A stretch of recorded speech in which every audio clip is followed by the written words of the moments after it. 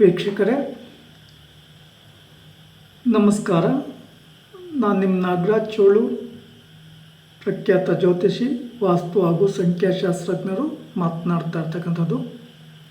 ವೀಕ್ಷಕರೇ, ಇವತ್ತಿನ ಸಂಚಿಕೆಯಲ್ಲಿ ಒಂದು ಜಾತಕದ ವಿಮರ್ಶೆಯನ್ನು ತಿಳಿಸ್ತಾ ಇದ್ದೇನೆ.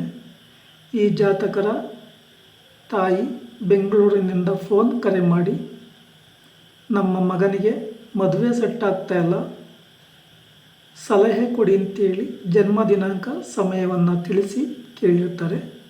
ಈತನ ಜನ್ಮ ದಿನಾಂಕ 4/2/97 12 ಗಂಟೆ ಮಧ್ಯಾಹ್ನ, ತುಮಕೂರಿನಲ್ಲಿ ಜನನ, ಮೂಲ ನಕ್ಷತ್ರ ಮಂಗಳವಾರ. ಲಗ್ನ ಕುಂಡಲಿ ಈ ಥರ ಇದೆ. ಮೇಷ ಲಗ್ನ, ಕುಜ ರಾಹು ಕನ್ಯಾ ರಾಶಿಯಲ್ಲಿ, ಚಂದ್ರ ಬುಧ ಧನಸ್ಸು ರಾಶಿಯಲ್ಲಿ, ರವಿ ಗುರು ಶುಕ್ರ ಮಕರ ರಾಶಿಯಲ್ಲಿ ಸ್ಥಿತರಾಗಿದ್ದಾರೆ. ಶನಿ ಭಗವಾನರು ಮತ್ತು ಕೇತು ಮೀನ ರಾಶಿಯಲ್ಲಿ ಸ್ಥಿತರಾಗಿದ್ದಾರೆ. ಇಲ್ಲಿ ವಿಶೇಷವಾಗಿ ಈ ಜಾತಕರು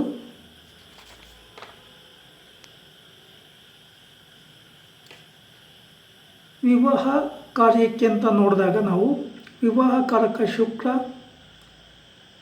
ಲಗ್ನಾತ್ 10ನೇ ಮನೆಯಲ್ಲಿ ಇದ್ದಾನೆ, ನೀಚ ಗುರುವಿನೊಂದಿಗೆ ಇದ್ದಾನೆ. ಸಪ್ತಮಾಧಿಪತಿ ಶುಕ್ರ 2 7ನೇ ಅಧಿಪತಿಯಾಗಿ ದಶಮ ಭಾವದಲ್ಲಿ ಇದ್ದಾನೆ. ಶುಕ್ರನಿಗೆ ಯಾವುದೇ ಶುಭ ಗ್ರಹಗಳ ದೃಷ್ಟಿ ಇಲ್ಲ. ಇಲ್ಲಿ ವಿಶೇಷವಾಗಿ ಈ ಜಾತಕಕ್ಕೂ ಸಹ ಕಾಲಸರ್ಪದೋಷ ಬಲವಾಗಿ ಇದೆ. ಇಲ್ಲಿ ಗಮನಿಸಬೇಕಾದಂಥ ಅಂಶ ಏನು ಅಂತಂದರೆ, ಇವರು ಬೇರೆ ಎಲ್ಲೋ ಒಂದು ಕಡೆ ಉದ್ಯೋಗ ಮಾಡ್ತಿದ್ರು. ಸ್ವಯಂಕೃತ ಅಪರಾಧದಿಂದ, ಅಹಂಕಾರದಿಂದ ಆ ಉದ್ಯೋಗವನ್ನು ಕಳ್ಕೊಂಡಿದ್ದಾರೆ. ಶನಿ ಭಗವಾನರು ಈಗ ಗೋಚರ ಫಲದಲ್ಲಿ ಮೀನ ರಾಶಿಯಲ್ಲಿ ಸ್ಥಿತರಾಗಿದ್ದು, ಕುಜ ರಾಹುವನ್ನು ನೋಡೋದ್ರಿಂದ ಅವರೇನೋ ಮೇಲಧಿಕಾರಿಗಳು ಏನೋ ಅಂದರು ಅಂತೇಳಿ ಇದ್ದಂಥ ಜಾಬನ್ನು ಬಿಟ್ಟಿದ್ದಾರೆ.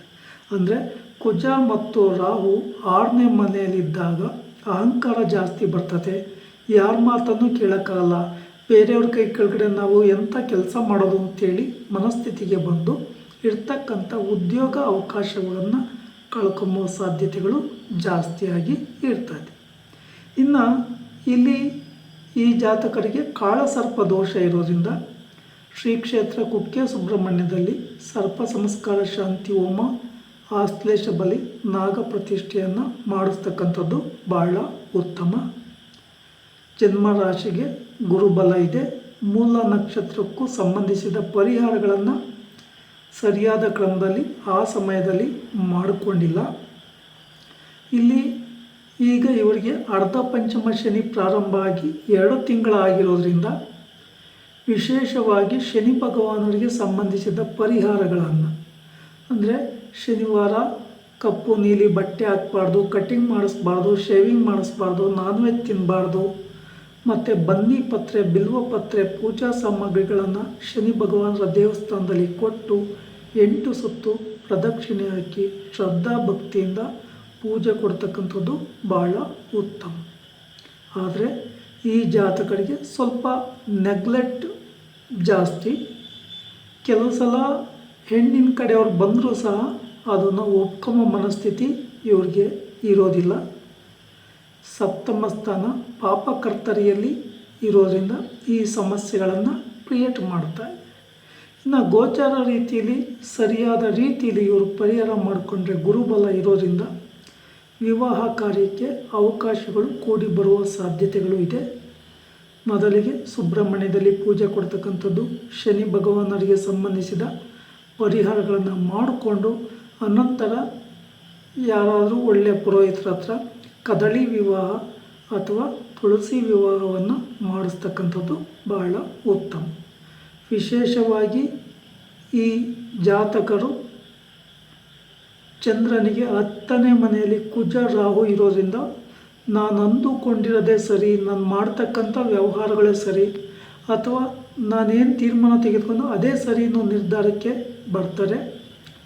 ವಿವಾಹ ಆದ ನಂತರವೂ ಸಹ ಇವರು ಸರಿಯಾದ ರೀತಿಲಿ ಪರಿಹಾರಗಳನ್ನು ಮಾಡ್ಕೊಂಡೇ ಇದ್ದರೆ ವಿವಾಹ ಸಮಯದಲ್ಲಿ ಸಂಬಂಧಿಸಿದ ಒಳ್ಳೆಯ ಶುಭ ಮುಹೂರ್ತ ಇಟ್ಕೊತಕ್ಕಂಥದ್ದು, ಆ ಸಮಯದಲ್ಲಿ ಕುಜ ದೋಷಕ್ಕೆ ಪರಿಹಾರ ಮಾಡ್ಕೊತಕ್ಕಂಥದ್ದು, ಸರ್ಪದೋಷಕ್ಕೆ ಪರಿಹಾರ ಮಾಡ್ಕೊತಕ್ಕಂಥದ್ದು ಅತಿ ಮುಖ್ಯವಾಗಿ ಇರ್ತದೆ.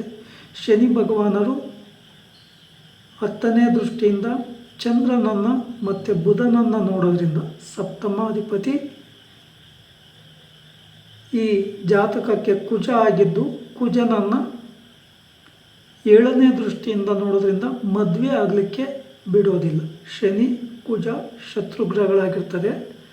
ಈ ಲಗ್ನಕ್ಕೆ ಶುಕ್ರ 7ನೇ ಅಧಿಪತಿಯಾಗಿ ಶನಿ ಕುಜರ ಜಗಳದಲ್ಲಿ ಶತ್ರುಗ್ರಹಗಳಾಗಿರೋದ್ರಿಂದ ಮತ್ತು ಶನಿಯ ದೃಷ್ಟಿ ಮನಸ್ಸು ಕರಕ ಚಂದ್ರನಿಗೆ, ಕುಜನ ದೃಷ್ಟಿಯೂ ಸಹ 4ನೇ ದೃಷ್ಟಿಯಲ್ಲಿರೋದ್ರಿಂದ ಏರುಪೇರುಗಳನ್ನು ಕೊಡ್ತಕ್ಕಂಥ ಅವಕಾಶಗಳು ಜಾಸ್ತಿ ಇದೆ. ಶ್ರದ್ಧಾ ಭಕ್ತಿಯಿಂದ ಪರಿಹಾರ ಮಾಡಿಕೊಂಡ್ರೆ, ಹಾಗೆ ಇವರು ಬೇರೆ ಕಡೆ ಉದ್ಯೋಗ ಮಾಡುವ ಸಂದರ್ಭದಲ್ಲಿ ಅನ್ವಯ ಆದರೆ ಈ ಜಾತಕರಿಗೆ ಉತ್ತಮ ಭವಿಷ್ಯ ಇರ್ತದೆ. ವೀಕ್ಷಕರೇ, ಈ ವಿಡಿಯೋ ಇಷ್ಟ ಆಯಿತು ಅಂದರೆ ಲೈಕ್ ಮಾಡಿ, ಶೇರ್ ಮಾಡಿ, ಸಬ್ಸ್ಕ್ರೈಬ್ ಆಗಿ, ಆ ಲೈಕನ್ನು ಒತ್ತಿ, ಬೆಲ್ಲೈಕನ್ ಒತ್ತಿ. ನಮಸ್ಕಾರ.